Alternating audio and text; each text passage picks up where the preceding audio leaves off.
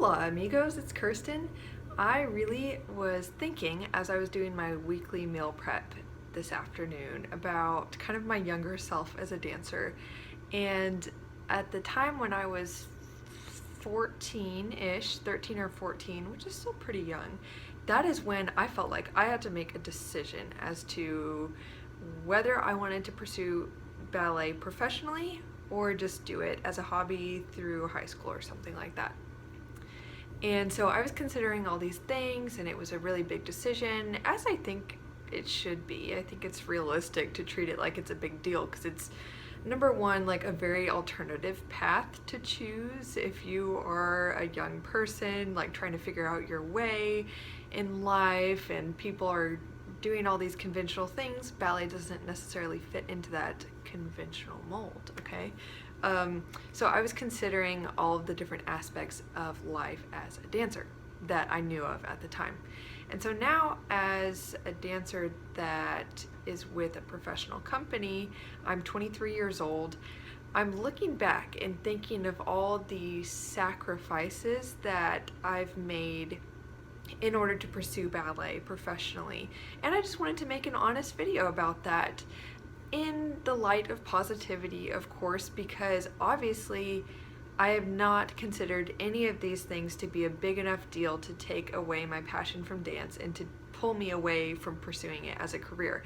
I obviously enjoy dancing so much that I don't even think about these things anymore. It was just on my mind when I was cooking today, so I'm going to just let you know the thoughts I had and the sacrifices I personally had to make, and I imagine many other dancers make along their way. I'll talk about my phase of life as like a teenager, young teen, late teen, college student, and young adult now. So hopefully this is interesting for you. So as a 12, 13, 14, 15-year-old dancer, I guess, the biggest sacrifices I think I had to make were just really time. Like when you're doing school all day and then you do extracurriculars at night, you're pretty busy. Now, mind you, I was homeschooled since the second grade, so though dance did take up a lot of my time, and I was still doing as much schoolwork as the other kids, I was doing it at home. So my schedule was more flexible, and dance easily became kind of the center of my life. So, that being said, I didn't really have a ton of friends that I was really close to that weren't also into dance. And so I think a common sacrifice that is made by younger dancers is just having to say, no, I can't. I have dance class or rehearsal on the weekends. I had rehearsal on the weekends, although when I was that young, I really wasn't that much of a social butterfly, so I wasn't like, I don't know what the kids do. Did you go to parties at that age? I don't know, because I was never invited to them. / I probably wouldn't go anyway, because I was really shy. Would you believe it? Crazy, I know. So I'd say it's really a time sacrifice, and then also being committed to something so much at a young age is really kind of different. I feel like the average person that is in their younger teen years usually isn't like so committed to an outside activity, you know, other than school, that like takes over their life, I guess. Now in dance, I want to again say it's a positive thing. You choose into it. Usually, hopefully no one is forcing you to dance if you don't want to, but yeah, there's that. I think I don't want to say there are many sacrifices at that age other than maybe I remember a big consideration for me was like when I got my oh my gosh, I literally almost said toe shoes because I was thinking about toes. Point shoes. When I got my point shoes when I was 12, I was like, I'm gonna have ugly feet, and that's a big deal. Now, do I really care if people look at my feet? Now, okay, like, I do have this weird, like, thing against getting a pedicure now because I don't really like people to mess with my feet, touch them. I wouldn't, like, go wearing, like, high-heeled shoes that, like, basically didn't cover up any of my toes. I don't like that because, yeah, I don't have, like, really good normal person feet. but they serve my purpose as a ballet dancer quite well, so I don't really care if they're ugly, okay? But yeah, as a 12-year-old, I was thinking it was going to be a sacrifice that I'm going to wear that I'm going to wear point shoes and I'm going to have ugly feet. It's not a big deal, but in hindsight, I thought that was a big deal, and the time thing. But that's really all I can think about. So, by the way, if you are in any of these age groups I'm discussing right now, or just, I don't care who you are. If you have an opinion, please do comment below, adding what you think are kind of like sacrifices in your journey to being a dancer, or just a person who's very committed to dance. So in my late teens, the sacrifices I made were mostly just going away to a ballet school. I went to the Houston Ballet Academy when I was 17, so I had to move away from home for that. And that was a big deal, being away from my family. Now, do all pre-professional dancers have to move away? No. But within the dance world, I'd say a conventional path to have in the dance world is in your later teen years to be going to a lot of big summer intensives, with the big companies and, the big names, all that big, that's the adjective we're using here. And then later in high school, typically, well, I don't even know if I could say typically, the people who are usually looked at to have the most potential in the dance world go to these professional schools for year-round programs. Again, you don't have to do this to be a professional dancer. Just a lot of serious, aspiring young dancers highly consider it to be a good thing to do. Now, one thing I want to add is that the very legitimate sacrifice that goes beyond yourself throughout all ages of dancers is the financial sacrifice. It is a very expensive extracurricular activity for young dancers, and then it also becomes, with all the supplies and the traveling, going to summer programs, all that, if the dancer, which is very hard on them, especially if you're young, to support yourself to do all that stuff, that's a huge sacrifice. But usually it is a financial sacrifice for the parents to support a young dancer. Now, do other sports and whatever else the kids do those things compare financially to ballet? Absolutely, I'm sure they do. However, with ballet, it's just really something you can't do a couple hours a week and say that you take super seriously. It's something you do a couple hours a day. So by that nature, it can get more expensive than maybe a sport where you do less time. So here is another huge sacrifice that a lot of dancers tend to make that I didn't, and that is skipping the college route. I will cover my college thoughts, experience, stuff as far as sacrifices after I talk about this, but most young dancers feel like they need to go straight into a company, or they just want to. They don't necessarily feel like they need to, although I'm sure a lot do. They tend to skip college or save it for later, or maybe do online classes and skip the traditional college experience in order to start their professional careers, because this is a career that values youth. Though now I'd say it is valuing maturity more than youth. I'd say it's less of a trend to have super young company members, although there are exceptions to all of this. Keep that in mind. But anyway, so that is one big conventional life path that a lot of young dancers sacrifice in order to pursue their dreams.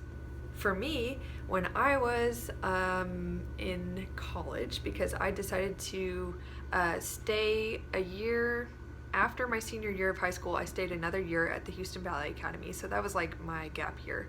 And at 19, I went to go to college at the University of Utah, where I got my BFA in ballet and my minor in business. I have some videos that I did a couple months ago on college stuff. So if you have questions, go check out those first. If I haven't addressed anything, ask me about maybe another video. I'd be open to filming another video about my college experience or thoughts on college. Anyway, so in college, I felt like that was one of the first times I really started to feel like there was this sacrifice in my way of life outside of the studio because college is such a unique atmosphere where people have the serious stuff they do during the day. You know, they go to their classes, maybe they have a job, something like that, and then at night they're still kind of in this microcosm, maybe studying with other people or being asked to go do something fun outside of classes, or you have to study into the night and maybe not get as much sleep.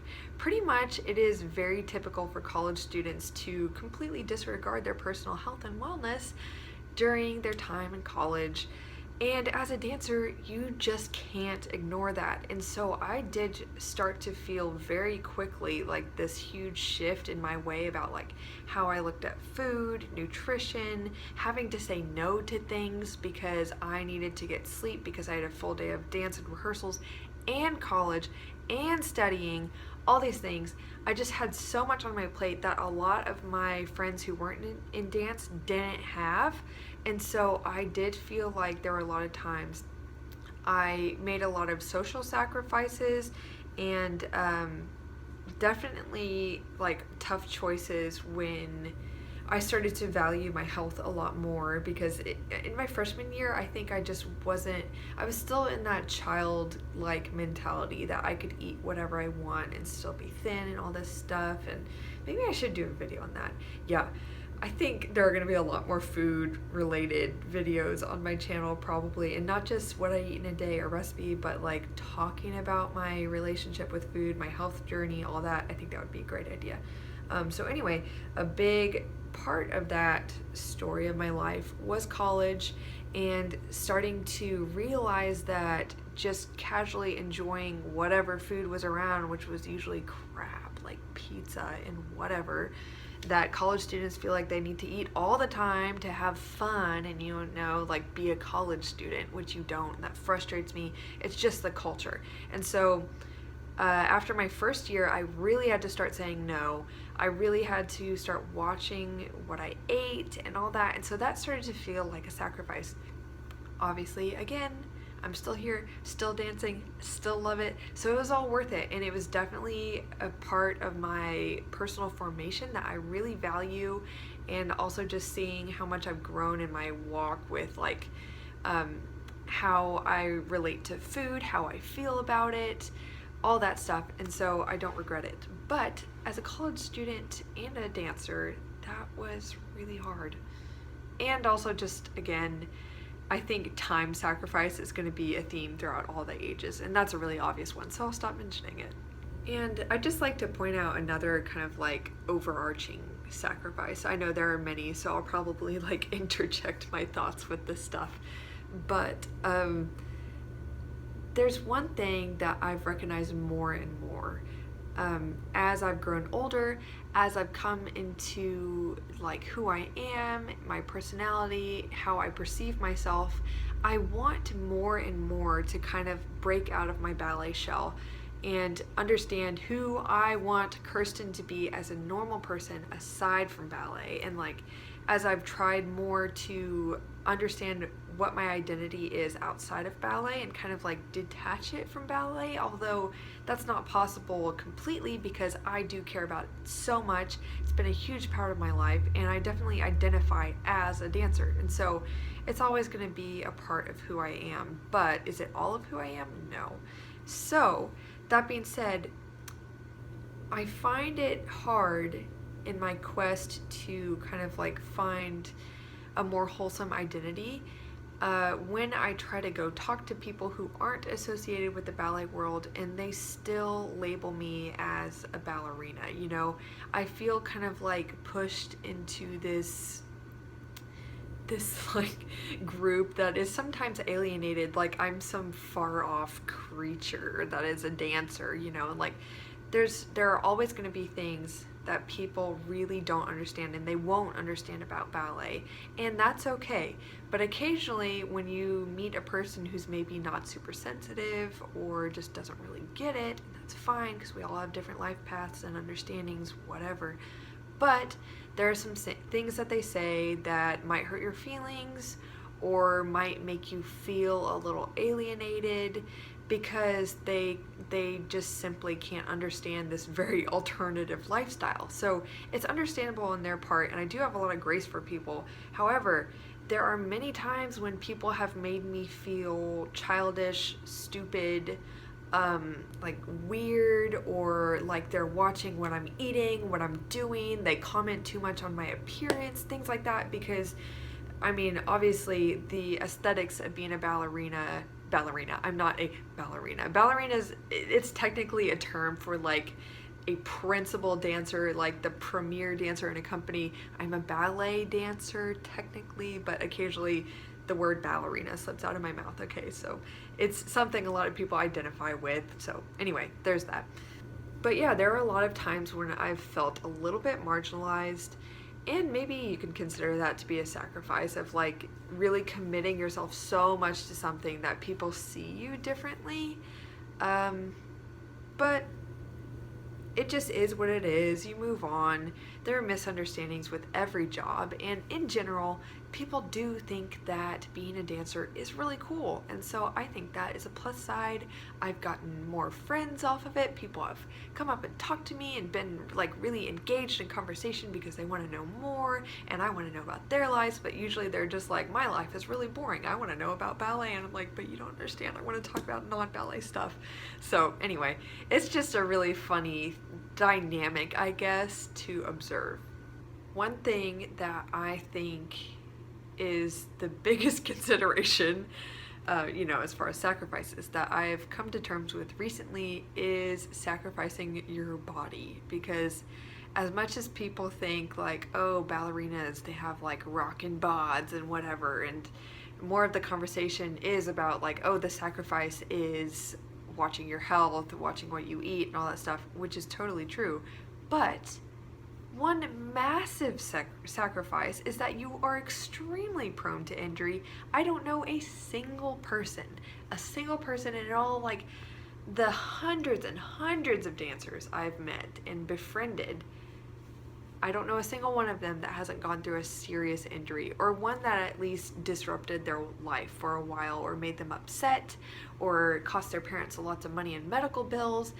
A lot of times, especially as you get older and you continue with dance and you do it seriously, you rack up some injuries that are quite serious and have chronic effects. And so you do kind of sacrifice your body, really. Like, I'm dealing with this. I don't know if I'll have to get a knee replacement in the future. I pray that's not the reality one day, but I have done a lot of damage to my knee over the years, and so having that understanding that I've really sacrificed my body quite a bit and made it deteriorate in some ways.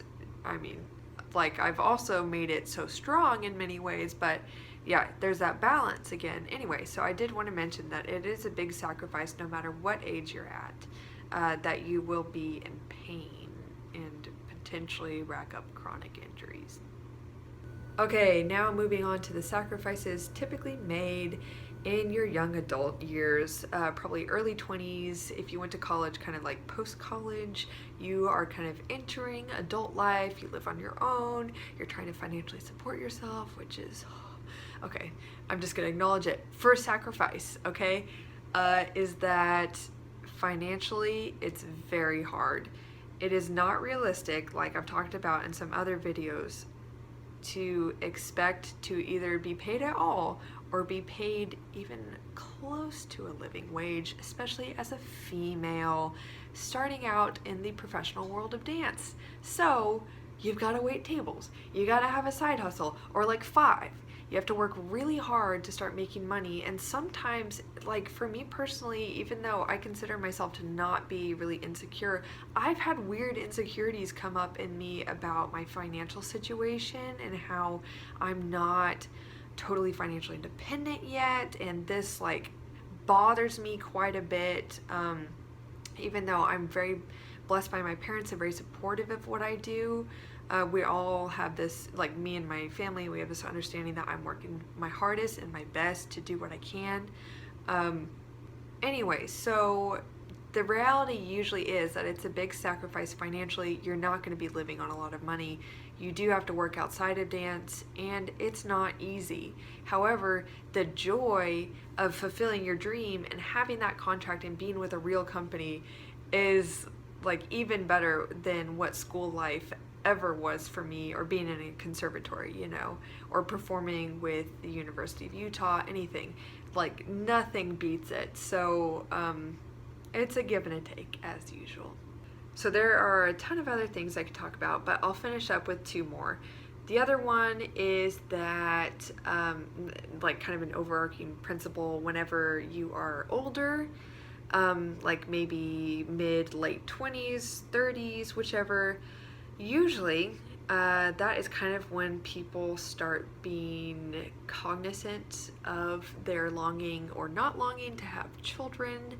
And though I really haven't thought about it much at all, I know that there are a lot of dancers who are several years older than me, or like 10 years older than me, that are thinking about it. And I think about them sometimes and how they really love what they do and their job and everything as a dancer, and they're married. And sometimes I think, wow, they're 30 something, and I wonder if it bothers them or their partners that they don't have children yet. And this is a big consideration for female dancers because it's usually seen as either disrupting or ending your career. Now these days, just like being a dancer that went to college, it is much more acceptable to be a mother that dances, which is awesome for the ladies. That's great. But that is a sacrifice that is real, that maybe you might postpone being a mother in order to really go after your career in dance. And the last big one that pretty much comes with all seasons of life as a dancer. When I was younger, in my late teens especially, I didn't really think too much about what I ate, but I can't make this video without acknowledging that, especially starting out in the professional world, you do have to be really aware of what you eat and take care of yourself and find a balance of being in the best shape of your life but not undernourished.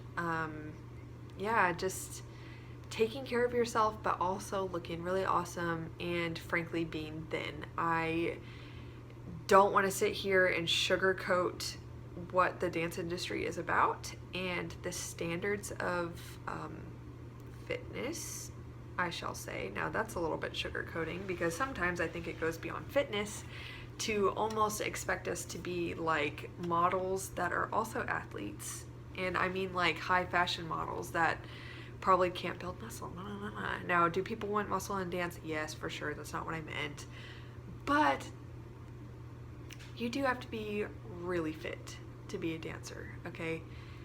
I'm not gonna lie and sit here and just pretend like any body type is welcome, because some companies complain, like they campaign about that, and I just think it's a load of baloney. So thankfully I found a very healthy way to live that I enjoy. I don't deprive myself, I don't go hungry. However, am I enjoying junk food with my friends on the weekends? No. Usually I found that for myself it gives me a much better peace of mind, and I also am physically my best when I just accept that I can go out and have fun with people, but not like order fries, or I'll just eat before and then go hang out with them or something like that. I don't let my values or my goals for personal fitness be taken down by having a good time. I think you can have both. You just have to be aware that it is a sacrifice. Alright, so I do hope you guys enjoyed that, and I would be really interested to see in the comments if any of you have things that you felt are a sacrifice that I didn't mention, because I think this is interesting to talk about. I enjoy discussing the realities of decisions. I'm very much a consequence oriented person. Like, this is interesting, and I know this video is getting long, but so anyway, I just had to pause and think why I brought that up. Long story short, tell me what you would like in the comments, please. I'd be interested to know. please do check out my Patreon account, as I say every time. If you are interested in seeing me continue to post things on this channel and continue to see it grow, which it has been, and I'm so grateful, do check out my Patreon account. If you can donate even $1 a month, I would appreciate it. And subscribe if you'd like to see more of my videos as they come out. And like this if you enjoyed it. What do all the YouTubers say at the end of videos? I don't know. I just say this stuff because everyone else does, I guess.